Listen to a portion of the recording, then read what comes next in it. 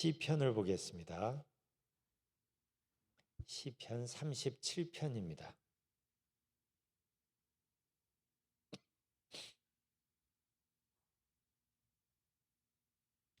시편 37편 1절부터 7절까지입니다.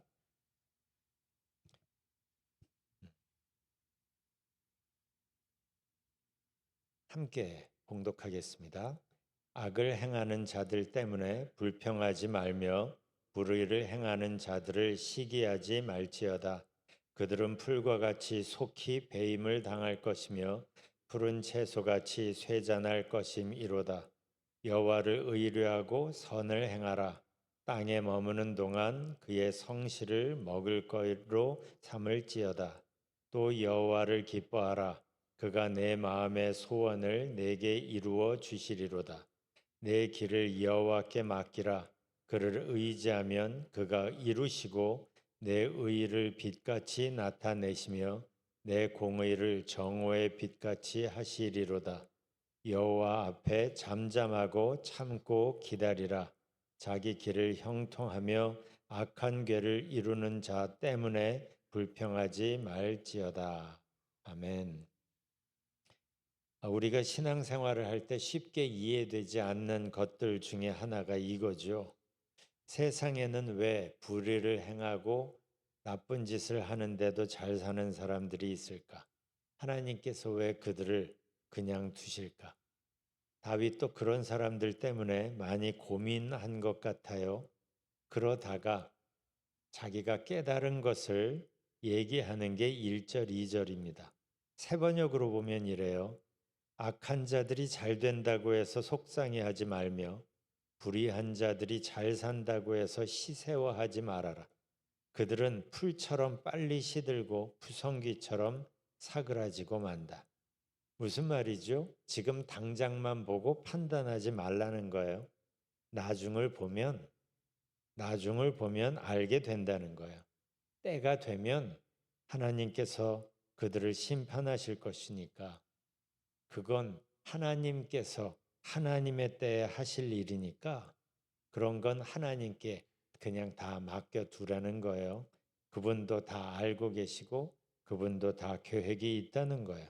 대신에 우리가 하나님의 자녀로서 하나님과 함께 세상을 살아가면서 정말 신경 써야 할 게 있다는 거예요. 그러니까 악한 자들이 어떻게 되든지 그건 하나님께 맡기고 하나님의 자녀로서 정말 신경 써야 할 것, 그걸 3절부터 7절까지 얘기를 하고 있는 거예요. 세번역으로 제가 읽어볼게요. 주님만 의지하고 선을 행하여라. 이 땅에서 사는 동안 성실히 살아라. 기쁨은 오직 주님에게서 찾아라. 주님께서 내 마음의 소원을 들어주신다. 내 갈 길을 주님께 맡기고 주님만 의지하여라. 주님께서 이루어 주실 것이다. 너의 의를 빛과 같이 너의 공의를 한낮의 햇살처럼 빛나게 하실 것이다.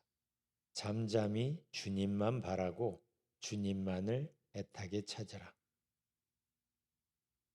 살펴보면 생각해보면 바로 이것들이 다윗이 그동안 살면서 경험했던 것들이에요. 우리가 다윗의 삶을 성경에서 특히 시편에서 볼 수가 있잖아요.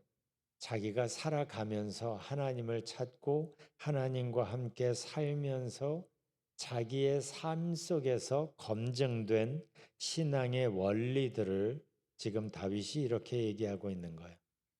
뭐 여러 절에 걸쳐서 여러 얘기를 하고 있는 것 같지만 핵심은 하나입니다.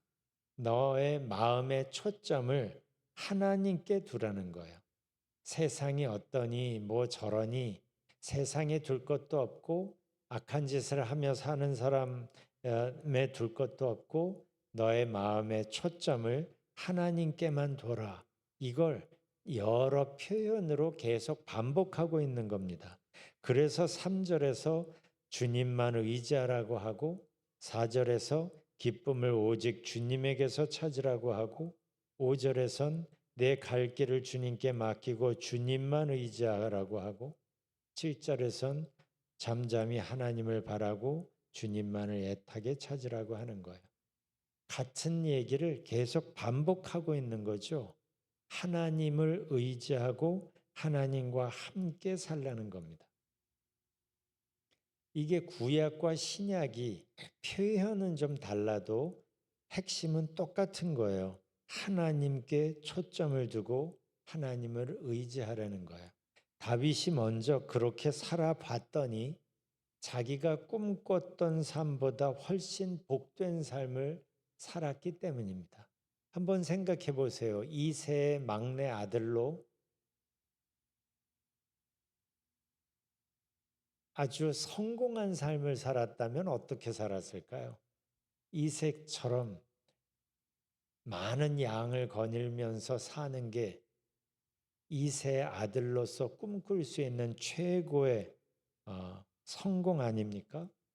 그런데 그것과는 비교도 할 수 없을 정도의 삶을 살았잖아요.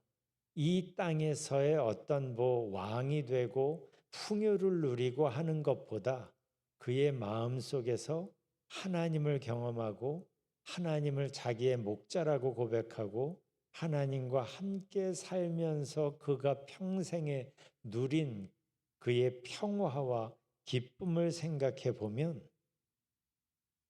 하나님께 초점을 맞추고 하나님과 함께 사는 게 얼마나 더 큰 복인지를 지금 다윗이 평생을 통해 경험해 보고 지금 이렇게 이야기를 하고 있는 겁니다. 요한일서에서 사도 요한이 그 요한을 중심으로 한 신앙 공동체의 일원들에게 이야기하고 있는 게 요한일서인데 하나님과의 사귐을 강조하죠. 요한일서를 보면 그러면서 동시에 강조하고 있는 게 빛 가운데 행함입니다. 하나님과의 사귐과 빛 가운데 행하는 걸 같이 강조합니다. 왜냐하면 하나님과의 사귐이라는 건 영적인 영역이잖아요.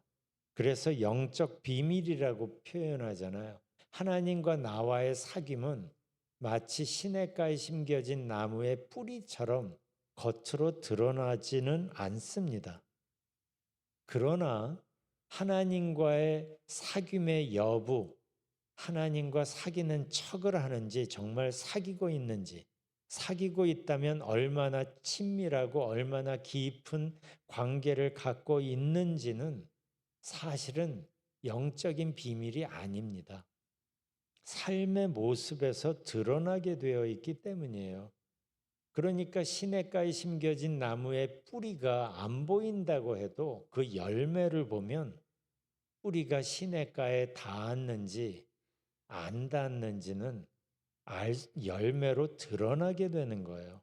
그래서 하나님과의 사귐을 강조하면서도 빛 가운데 행하라.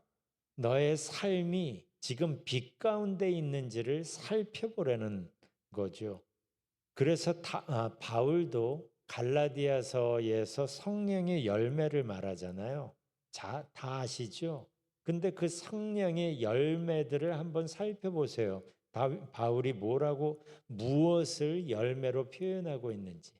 사랑, 기쁨, 화평, 인내, 친절, 온유, 절제 이러한 것들이 뭘 표현하고 있습니까? 삶에서 보여지는 모습들이에요. 어떤 영적인 영역의 모호한 것으로 표현하지 않고 살면서 드러나는 부분을 가지고 지금 표현하고 있는 거예요. 이 성령의 열매라고. 왜지요?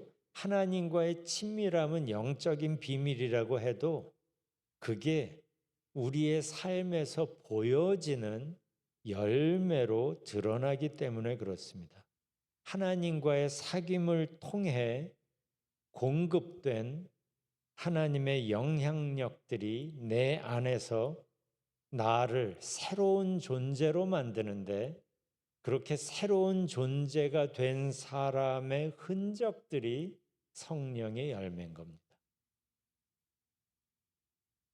그러니까 성령의 열매의 이 하나하나는 우리가 의식을 하고 우리가 연습을 하고 해서 만들어지는 게 아닙니다. 하나님을 믿는 사람들은 이런 열매들이 나니까 이런 거 하나하나 생각하면서 열심히 너의 말에서 너의 행동에서 이렇게 드러나도록 연습하라고 지금 바울이 이런 이야기를 하고 있는 게 아닙니다. 성령의 열매는 우리가 뭘 할 수 있어서 내가 뭘 해서 드러나는 열매가 아니라 하나님과 연결된 사람이 하나님에게서 받은 영향력, 공급된 하나님의 은혜, 하나님의 영향력을 마음속에 품고 그래서 그 영향력들로 인하여 나의 존재가 변화된 흔적들이에요. 그러니까 여기에서의 초점은 행동에 있지 않고 존재에 있습니다. 요즘 많은 크리스찬들의 신앙이 약해지는 이유가 초점을 행동에 두고 있기 때문이에요. 하나님의 백성답게 말하고 행동하는 건 귀한 일이기는 하지만 초점이 행동에 있으면 그건 구약의 율법과 다를 게 없습니다. 해봤잖아요. 구약에서 우리는 그 조항대로 못 살잖아요.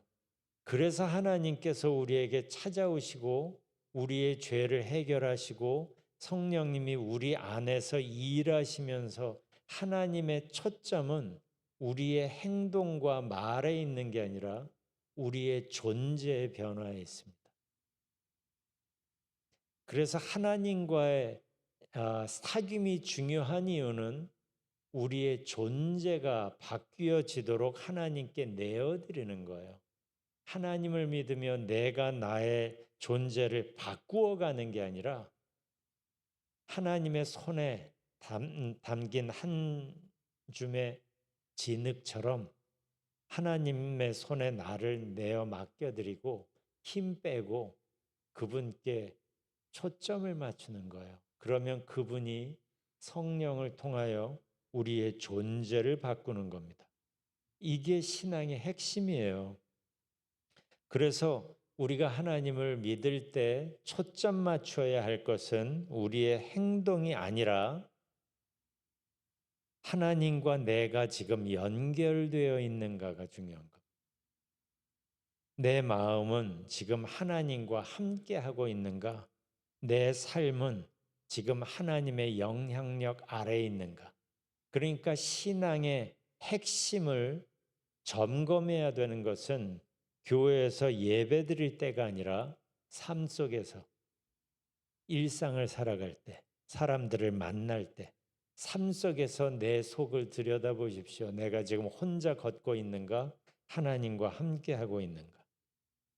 바로 이걸 다윗이 살면서 깨달은 겁니다. 그래서 그걸 오늘 본문에서 자꾸 강조하는 거예요. 하나님만 의지하라고. 기쁨을 오직 하나님에게서 찾으라고. 내 갈 길을 하나님께 맡기라고. 잠잠히 하나님을 찾고 의지하라고. 왜냐하면 모든 변화의 시작은 삶을 하나님과 함께 할 때, 하나님과 연결될 때. 그게 포도나무 비유잖아요. 하나님과 함께 한다는 걸 다윗이 또 다른 표현으로 우리가 잘 아는 유명한 고백으로 한 게 여호와는 나의 목자시니인 거예요. 여호와가 나의 목자가 되니까 그 결과가 뭐예요? 내게 부족함이 없으리로다예요. 시편 23편의 가장 중요한 부분은 이 앞부분입니다. 여호와가 나의 목자가 되니까 나타나는 결과들을 이야기하는 거예요. 그 결과들, 그 축복에 초점을 둘 게 아니라 그게 나의 삶이 되기 위하여 여호와가 나의 목자신이에요. 맞아요. 하나님은 나의 목자시고 나에게 찾아오시고 나를 인도하시는데 중요한 건 뭐예요? 내가 그분을 따라가고 있는가요? 하나님께서 나와 함께 하시는 건 맞는데 나와 함께 하시는 그분께 내가 초점을 맞추고 있는가? 내가 그분과 함께 하고 있는가는 또 다른 문제입니다. 하나님은 임마누엘을 선포하시며 나에게 오시는데 내가 살면서 그 하나님께 초점을 두지 않고 나 혼자 있다면 하나님과 함께하면서도 나는 혼자가 될 수밖에 없는 거죠. 그러니까 여호와가 나의 목자라는 말은 내가 그분을 목자로 고백하고 그분을 따라가고 있을 때 나에게 부족함이 없으리로다가 현실이 되는 겁니다. 중요한 건 이겁니다. 바로 그 하나님께서 지금 우리와 함께 하신다는 거죠. 바로 그 하나님께서 이 말씀을 통해 오늘 우리 한 사람 한 사람에게 이 말씀을 하고 계신다는 거예요. 그러니까 그분 앞에 내가 있다는 걸 의식하고 하나님의 임재를 내 마음에 품고 기도하는 거에 더 깊은 초점을 두고 기도하시기를 바라요. 그러니까 기도가 힘이 있는 기도는 내 기도 내용이 어떠냐가 아니라 그 내용을 내가 지금 하나님 앞에 열어놓는 거예요. 그러니까 하나님께 초점을 맞출 때 힘 있는 기도가 됩니다. 내가 무슨 말을 해서 무슨 기도를 해서 힘 있는 기도가 아니라 내가 지금 하나님 앞에 있음을 내가 온 마음으로 의식할 때 힘 있는 기도가 되는 거예요. 그러니까 기도할 때 하나님께 초점을 맞추고 더 중요한 건 기도를 끝내고 여러분의 삶 속에 들어갈 때 혼자 가지 말고 주님과 함께하면 이 하루가 하나님 안에서 하나님의 영향력 안에서 동행할 수 있게 되는 겁니다. 그게 신앙 생활이 되는 거예요. 오늘 하루 그렇게 열심히 살고 내일 하나님께 온 마음으로 더 귀한 예배를 드리시기를 주님의 이름으로 축원합니다. 아까 불렀던